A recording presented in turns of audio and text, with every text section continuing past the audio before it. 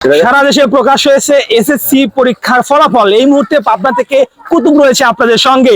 আমরা জানাবো পাবনার শিক্ষার্থীদের বর্তমান কি পরিস্থিতি ফলাফল প্রকাশের পর। আমি এইমাত্র একজন শিক্ষার্থী দেখতে পাচ্ছি। আপনাদের ফলাফল প্রকাশ হয়েছে, রেজাল্টের কি খবর? এসএসসি পরীক্ষার রেজাল্ট এসে আমার মা গো, এসএসসি পরীক্ষায় ফেল করছি আমার মা গো, এসএসসি পরীক্ষায় আমার গার্লফ্রেন্ড পাস করেছে আমার মা গো, আমার গার্লফ্রেন্ডের বাচ্চায় আমার পেটে আমার মা গো। এই মুহূর্তে জানতে পারলাম গার্লফ্রেন্ডের বাচ্চা তার পেটে।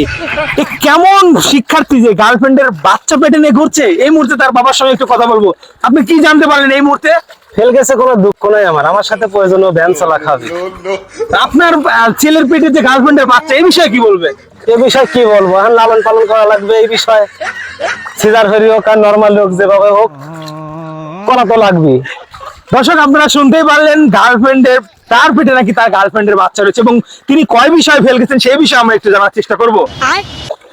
আমি চার সাবজেক্টে ফেল গেছি আমার মা গো, অঙ্কে ফেল গেছি আমার মা গো, গণিতে ফেল গেছি আমার মা গো, ইংরেজি ফেল গেছি আমার মা গো, ইংলিশে ফেল গেছি আমার মা গো।